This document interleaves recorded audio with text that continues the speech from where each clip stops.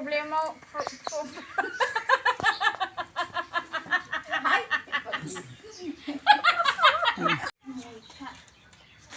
मैथा मेला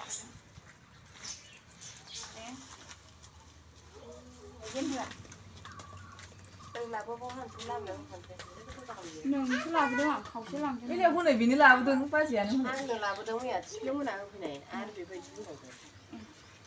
लायखांबाय बाबा बानलु बिहरदों सारगिं लाबोदों आरो गंसे एसे दंबावो ए दा लाय मैगं हागासिनो नै दंफां गिदिर गिदिर दाननांगौ होनो मा जाबावनांगौ मावनोसै आरो हेलौ लोगोफोर नोंथांमोनखौ आंनि इउटुब चेनेलाव फिन खेबसेबाव खुलुमनाय जासिहरबाय आरो आं दिनै आइमोनाव दंफैयो मैयानि ब्लगाव आं खोन्थादोंमोन ना न'आव फैनो होननानै मैगं खानायनि ब्लग दंमोन आरो बेयाव खोन्थादों नोंथांमोननो ओमफ्राय दा आइमोनाव सफैबाय आङो फैनायखौ खोन्थाबाय थायासै नोंथांमोननो दा मैथा लाबोफादों ओमफ्राय माखासेखौ बेयाव दोनहैबाय आरो दा मैथा बाथोन बानायगोन आरो ओमफ्राय जोंहा दिनै पार्टि दं न'आव न'खरनि गोजा ज'नो ओमफ्राय दा नैबे आब'आनो जाहोगोन आरो पार्टिखौ माने आब'नि फिसाया गुमैया बिराद गिदिर लोमजानाय जादोंमोन आरो ओमफ्राय बेयाव आयंमोन जोंनि आयं आइ बाबामोन बिदिनो बाजैमोन बिराद खस्थ' मोनदों नालाय बिनिनो माने जानाय लोंनाय एसे जाहोनो नागिरदों आरो आब'आ खस्थ' मोननायफोरनो आरो ओमफ्राय बिनिनो ब्लग जागोन लोगोफोर दिनै जोंनि न'खरनि गोजा पार्टि आरो आसा खालामो नोंथांमोनहा आंनि ब्लगखौ नायलांगोन होननानै ना ओमफ्राय मोजां मोनगोन होननानै ओमफ्राय जुदि मोजां मोनो अननानै प्लिज लाइक शेयार आरो चेनेलाव गोदानबा साबस्क्राइब खालामना होदोलाय नोंथांमोनहा नायलांबाय थादो होनबालाय ना फंबायनि हिनजाव गोजा गासिबो संथों बिसोरो बे फंबायनि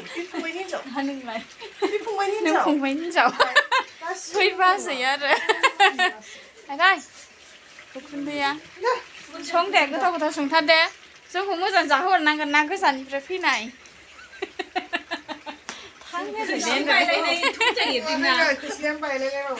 जेबो नङालै जायो बिसोराबो जा खस्थ' खालामगासिनो नै सं दे आगैमोन बाबाखौ सावनाय जायगायाव फैदों जोङो एसे जायगा साफा खालामफैदों आरो जानाय समाव माने बाबाखौ जा गोसोखांबाय जोंखौबा नुदोंना नुवाखै बिसोरा ओमफ्राय जोङो गोसोखांनानै गावनि बिमा बिफाखौथ' गावनि न'खरनि मानसिफोरखौ रावबो गिखायाना गिनाय मोना जों माने थांबाय थायो सम सम बे जायगायाव बिबार एरि गायनानै होयो दाबो नै साफा खालामगासिनो आब' आंनि बिदा आरो जों साथामजों एकदमबारे जायगा साफा खालामहैदों बिबारबो गायना होनाया एकदम बारजोब्बाय नै गेन्दा फुला ओमफ्राय गोसोखाङो बिरादनो बिफाया जोंना बिराद मोजां मानसिमोन नालाय जोंजोंबो माब्लाबाबो जोङो बिफानि फिसा जानानै जों माब्लाबाबो दुखु मोनसेबो मोनफेराखै आरो ओरैबायदि मोजां बिफामोन आरो बियो गावबा गावनि बिमा बिफायाथ' गावबा गाव बिमा बिफाखा होनबा बिराद मोजां मानसिमोन जोंना बाबाया ओमफ्राय बिबारा बारजोब्बाय जोङो माने थांबानो गायनानै होयो आरो जायगाखौ जोङो सब समाय फोसाबो आरो ओमफ्राय दा औवा बिलाइबो बिराद दङ आरो ओमफ्राय औवा बिलाइफोरखौ जों सम सम सिफैयो बेबायदिनो आरो जों माने बेफोरबायदि साफा खालामनानै दोनबा जोङो बिराद गोसोआ गोजोननाय मोनो आरो जोङो ओमफ्राय दा बाबाखौबो एसे बावनोसै आरो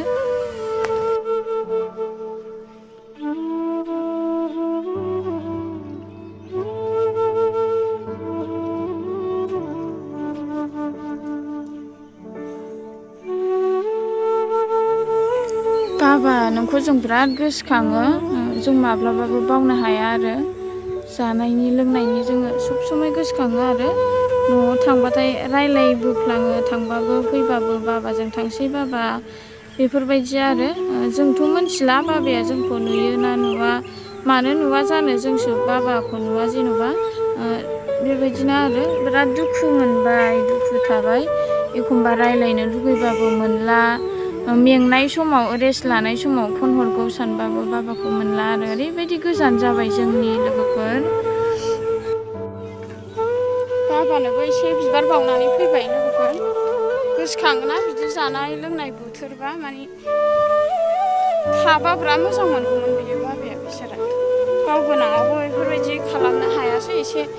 दिगदार जानानै फैदोंमोन ओमफ्राय दा नै बाबा गैयियावसो खुंनाय जाबाय आरो जा गोसोखांदों बाबाखौ बिबार एरि बावनानै फैबाय जों दा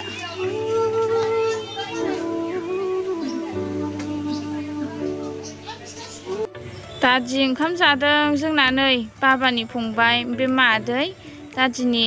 बिसि आरो ओमफ्राय बे आयं जोंनि आयं देरसिन